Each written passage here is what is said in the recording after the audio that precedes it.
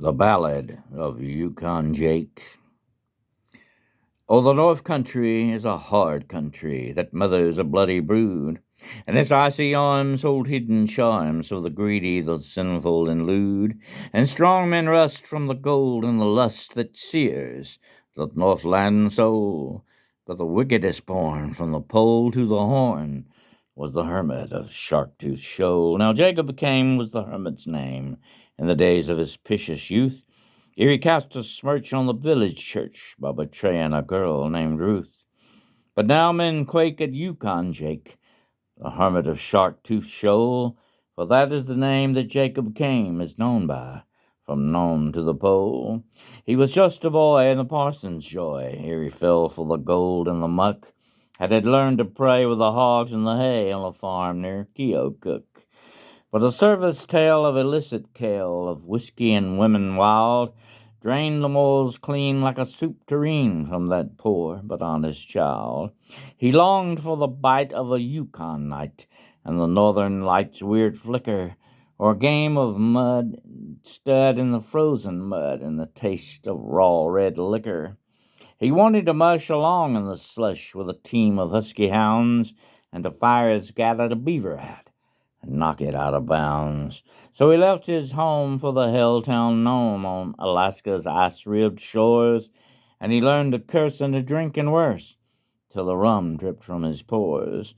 When the boys on the spree were drinking it free in a Malamute saloon, and Dan McGrew and his dangerous crew shot craps with a piebald loon. When the kid on his stool banged away like a fool at a jagtime melody, and the barkeep vowed to the hard-boiled crowd that he'd cremate Sam McGee. Then Jacob came, who had taken the name of Yukon Jake the Killer, would rake the dive with his 45 till the atmosphere grew chiller, and then with a hard command he'd make 'em stand and deliver their hard-earned dust, then drink the bar dry, rum and rye, as a Klondike bully must. Without coming to blows, he would tweak the nose of dangerous Dan McGrew, and becoming bolder, throw over his shoulder the lady that's known as Lou. Oh, tough as a steak was Yukon Jake, hard-boiled as a picnic egg, and he washed his shirt in the Klondike dirt and drank his rum by the keg. In fear of their lives, or because of their wives, he was shunned by the best of his pals, an outcast he from the camaraderie of all the wild animals. So he bought him the whole of Shark-Tooth Shoal, a reef in the Bering Sea, and he lived by himself on a sea lion shelf in lonely iniquity. But miles away in Keokuk did a ruined maiden fight to remove the smirch from the village church by bringing the heathen light. And the elders declared that all would be spared if she carried the holy words from her Keokuk home to that hell-town Nome to save those sinful birds. So 2 weeks later she took a freighter for the gold-cursed land near the pole, but heaven ain't made for a lass that's betrayed. She was wrecked on Shark-Tooth Shoal. All hands were tossed in the sea and lost, all but the maiden Ruth, who swam to the edge of the sea lion's ledge, where above the love of her youth.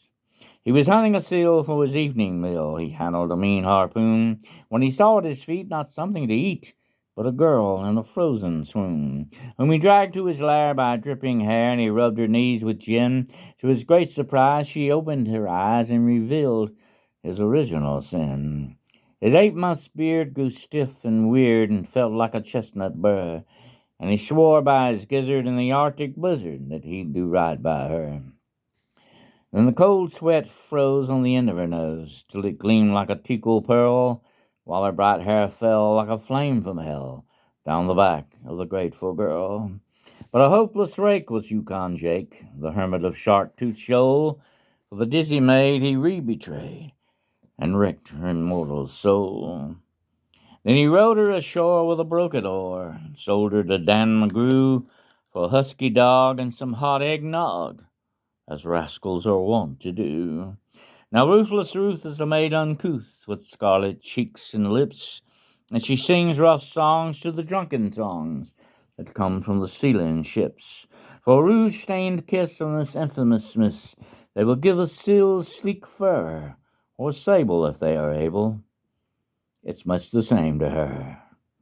Oh, the North Country is a hard country that mothers a bloody brood, and its icy arms hold hidden charms for the greedy, the sinful, and lewd.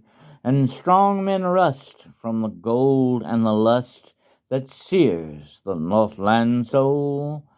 But the wickedest born from the pole to the horn was the hermit of Shark Tooth Shoal.